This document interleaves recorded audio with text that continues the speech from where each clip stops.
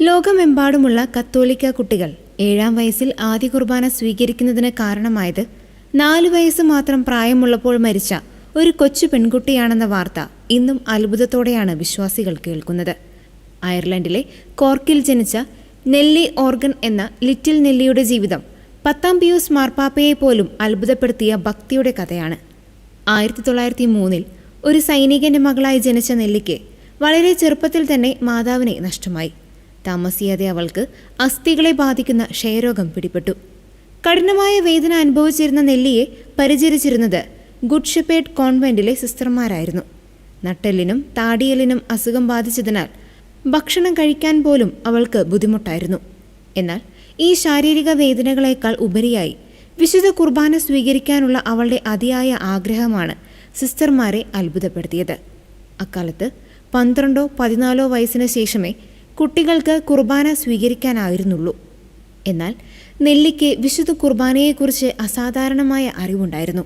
കുർബാനയെ അവൾ സ്നേഹത്തോടെ ഹോളി ഗോഡ് എന്ന് വിളിച്ചു. കപ്പേളയിൽ കുർബാന നടക്കുമ്പോൾ തൻ്റെ മുറിയിൽ കിടന്നുകൊണ്ട് അത് തിരിച്ചറിയുവാനും ഈശോ തൻ്റെ ഹൃദയത്തിൽ വരണമെന്ന് കരഞ്ഞു പ്രാർത്ഥിക്കുവാനും അവൾ സമയം കണ്ടെത്തി. ഒരിക്കൽ കപ്പേളയിൽ നിന്ന് തിരികെ വന്ന ഒരു സിസ്റ്ററോട് നിങ്ങൾ ഈശോയെ സ്വീകരിച്ചു എന്നതല്ലേ, എന്നെ ഒന്ന് ചുംബിക്കൂ എന്ന് അവൾ ആവശ്യപ്പെട്ടത് അവളുടെ അഗാധമായ വിശ്വാസത്തിൻ്റെ തെളിവായി ഇന്നും സ്മരിക്കപ്പെടുന്നു.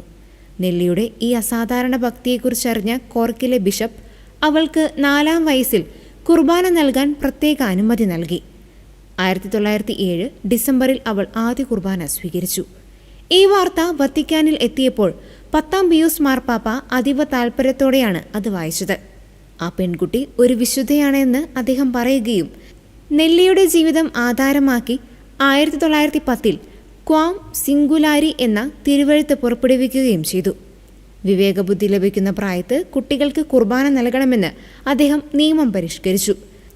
1908 ഫെബ്രുവരി 2-നാണ് നെല്ലി നിത്യസമ്മാനത്തിനായി വിളിക്കപ്പെട്ടത്. അവളുടെ കല്ലറ ഇന്നും അയർലൻഡിലെ കോർക്കിൽ തീർത്ഥാടന കേന്ദ്രമായി നിലകൊള്ളുന്നു.